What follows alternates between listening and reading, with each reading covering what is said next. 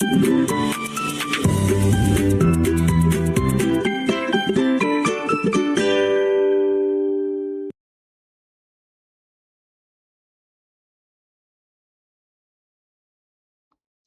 the previous units, we've taken a look at how AI can make teachers' lives a lot easier, and of course, learners are going to want to use it as well.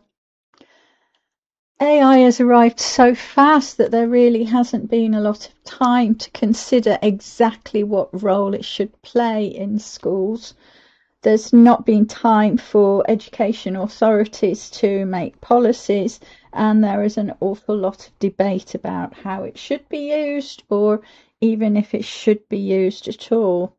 Different countries, different education authorities, different institutions, they all have their own policies, and teachers are going to have to follow those policies. There is a quite understandable worry that AI is just going to replace the learning process altogether. Learners just asking AI to take care of their assignments without actually putting in the work themselves. So there's a lot of debate about how schools should adapt to this. We don't really have time to go into that very much here. Instead, let's focus on the benefits that AI can offer to learners and see how teachers can help them use AI in a responsible way. So, first up, AI tools are already in use all around us, in the workplace, elsewhere, and it's important that learners get the chance to practice using them when they're studying too. Secondly, AI tools are available 24/7 wherever you have an internet connection. So it doesn't matter if you live in a remote area and can't make it to class. It doesn't matter if you're working shifts or taking care of children and can't be online when the teacher is. AI tools are available whenever you have the chance to sit down to your studies, and they can support you, help you practice wherever, whenever. We saw in the previous unit that AI tools are really good to help teachers create differentiated materials.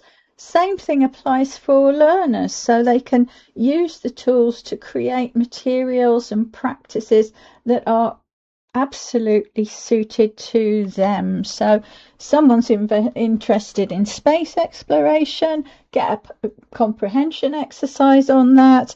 Another one's finding it hard to learn particular sets of vocabulary, and AI can help with that too.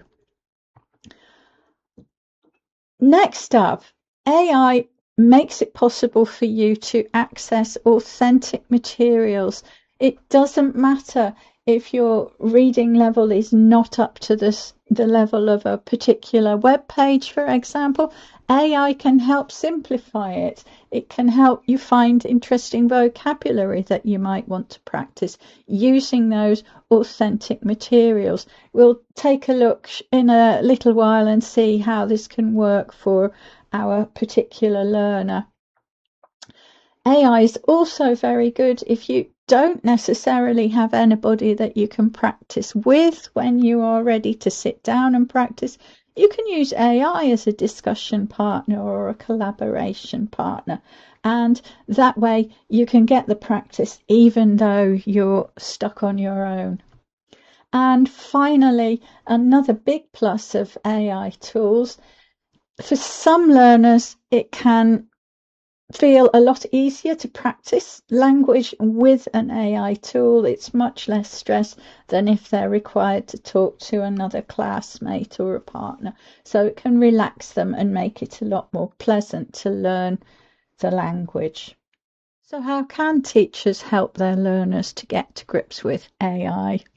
First up, it's worth taking a few minutes to talk to them about responsible use of AI, how it's important to use it as a tool to support learning and not something which is just going to take all of the learning away from your students.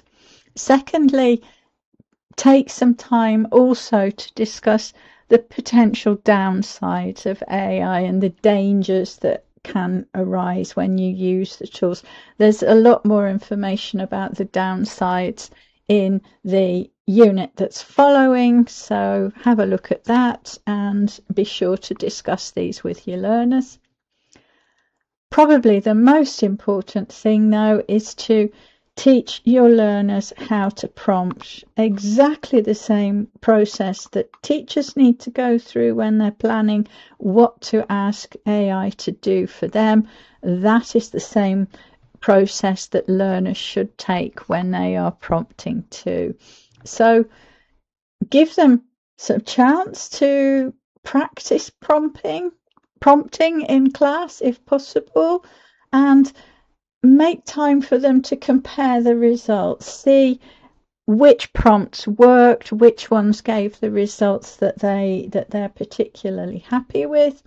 Share the success. If anything worked really well, then encourage them to share those with their classmates as well. And same way as we suggested setting up a prompt library for teachers, you may like to suggest to your group that they also collect all the prompts that have worked together so that they can use the ones that have been proven to be successful.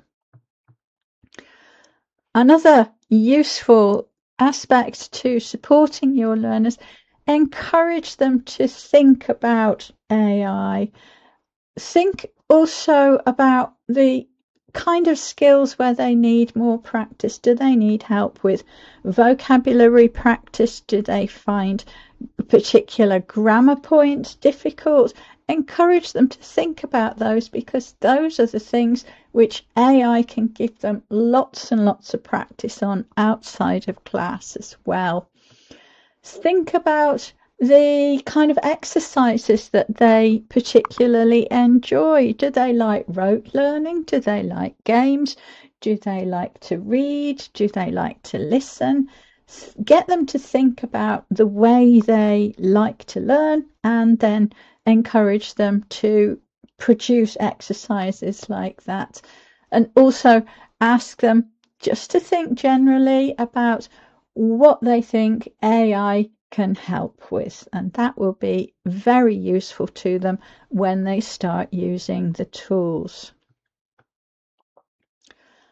Time now to see how learners could make use of AI tools to support their learning. So first up we have a learner who likes K-pop and wants a reading exercise to help her develop her English language skills. So same prompts again that you need to plan. So first up, the role, the audience is the same pretty much. We don't have a teacher student now, we just have a student. So here we are, I'm learning English at intermediate level and she likes K-pop, and the output that she wants from her AI is a couple of articles about K-pop stars so that she can combine reading in English and a subject that she's interested in.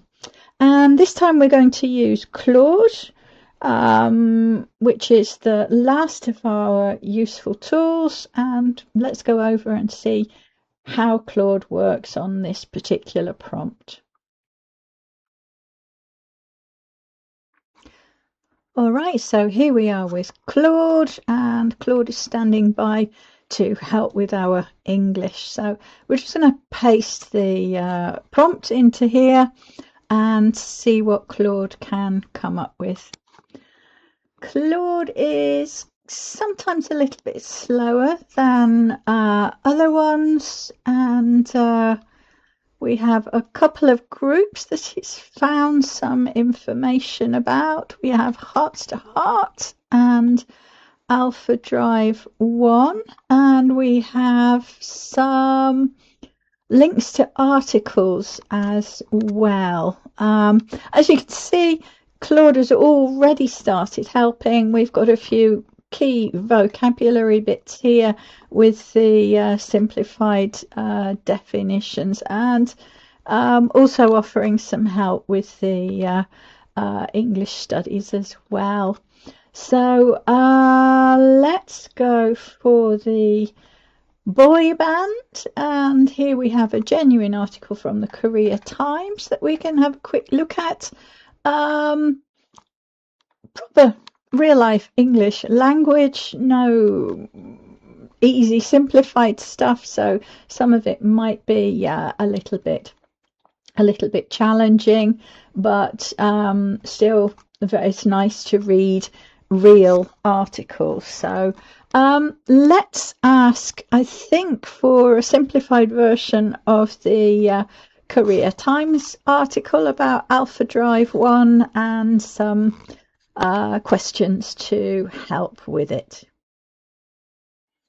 All right, so we're going for a simplified version of the Korea Times article, and I've also asked for 5 questions about the article.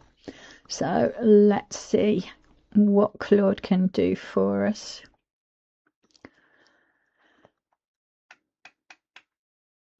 And as you can see, it's all pretty well simplified, maybe a little bit too simplified. Useful vocabulary, and then some comprehension questions to have a go at as well.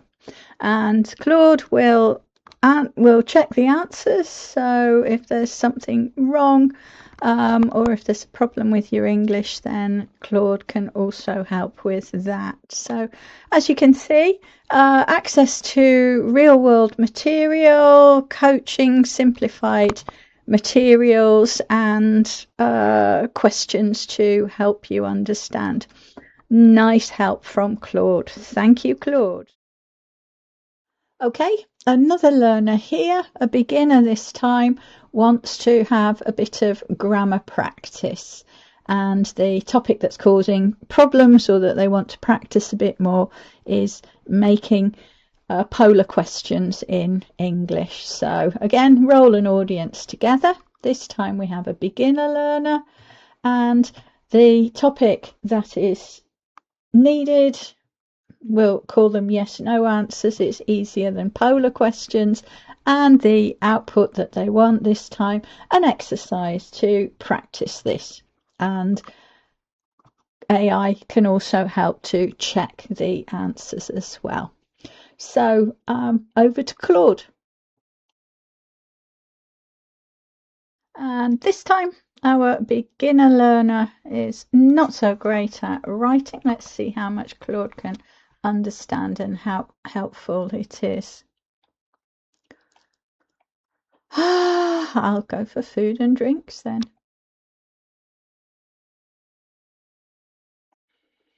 All right, so those let me practice making the answers, or answering the questions, so we can do that. But I want to write the questions myself.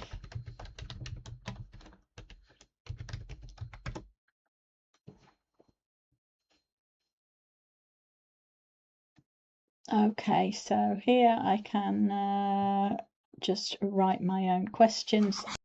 So I tried writing a question, deliberately wrong again, and as you can see, Claude is very good at helping me how to write them properly. So I hope you've seen that AI can be a fabulous tool for learners as well, and you've got some ideas of the ways in which you can encourage your learners to make productive, positive use of the technology. As usual, a couple of questions for you. First of all, a bit of reflection about your own context, the policy of your institutions towards AI, and also how your learners are fixed for technology and tools and so on. And then a little bit of reflection. What can you do to support your learners? Our final unit is all about the not so great things about AI, and that's coming up next. But for now, we'll leave you to think about these questions.